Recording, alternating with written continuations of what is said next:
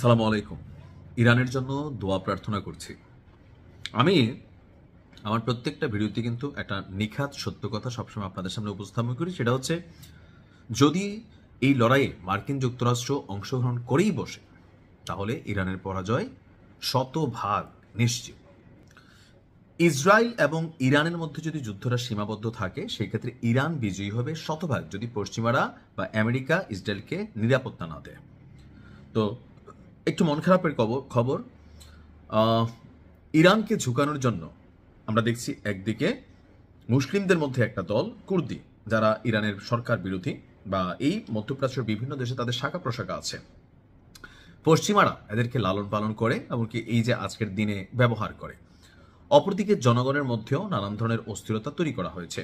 সর্বশেষ আজকে রাতে ইরানে তীব্র বিমান হামলা চালিয়েছে মার্কিন যুক্তরাষ্ট্র।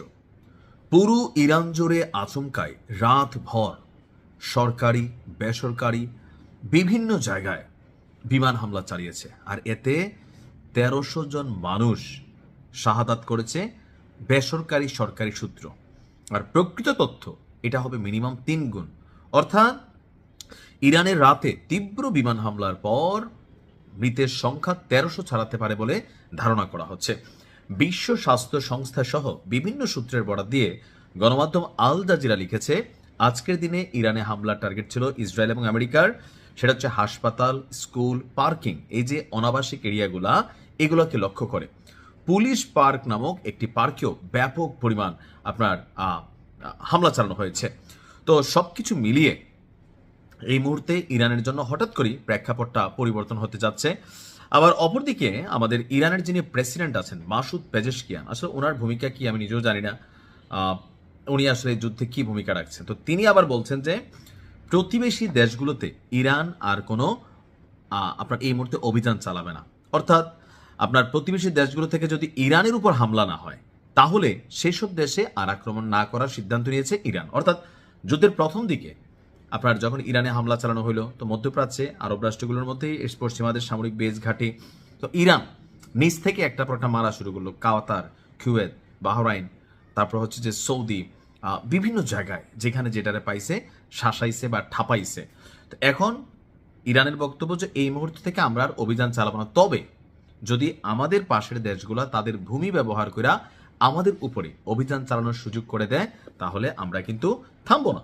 তো ইতিমধ্যে যা হয়েছে সেটার জন্য প্রতিবেশী দেশগুলোর কাছে দুঃখ প্রকাশ করেছেন ইরানের প্রেসিডেন্ট মাসুদ পেজেশকিয়ান। তিনি বলছিলেন যে সর্বোচ্চ নেতার প্রতি শ্রদ্ধা রেখে বা যারা এখানে এই শক্তিটা যারা এখানে এই খেলা খেলেছে, তাদের বিরুদ্ধে নিজেদের শক্তি অবস্থান প্রতিশোধের জানান দেওয়ার জন্যই তারা এই অভিযানগুলো চালিয়েছিল। তবে এই অভিযানগুলোর মানে এই না যে প্রতিবেশী রাষ্ট্রগুলোতে চালিয়েছে, তারা চালিয়েছে সেখানে থাকা সামরিক বেসামরিক ঘাঁটিগুলোর মধ্যে। তবে আমার মনে হয় আর কি যে প্রতিবেশী রাষ্ট্রের মধ্যে ইতিমধ্যে বাহরাইন, কাতার, সৌদি প্রত্যেকেই পাল্টা প্রতিরোধ গড়ে তোলার, মিত্রদেরকে সুযোগ দেওয়ার, তাদের ঘাঁটি ব্যবহার করার জন্য কিন্তু নানান ধরনের বক্তব্য ইতিমধ্যে দিয়ে আসছেন। সো এখন ইরানের মধ্যে ওইসব দেশগুলো থেকে পশ্চিমারা তাদের ঘাঁটি ব্যবহার করে অভিযান চালাবে, ইরান পাল্টা চালালে তারা আরও একঘরে হয়ে যাবে। অর্থাৎ সবকিছু মিলাইয়া একটা ক্রিটিক্যাল সিচুয়েশন তৈরি করা হচ্ছে যে ইরান যেন বন্ধু শূন্য বা মধ্যপ্রাচ্যের যে রাষ্ট্রগুলা ইরানের সমর্থনে ছিল, সেগুলো যেন তারা সমর্থন হারাই ফেলে। আল্লাহ ভালো জানে ইরান কি করবে। আল্লাহ হেফাজত করুক। আসসালামু আলাইকুম।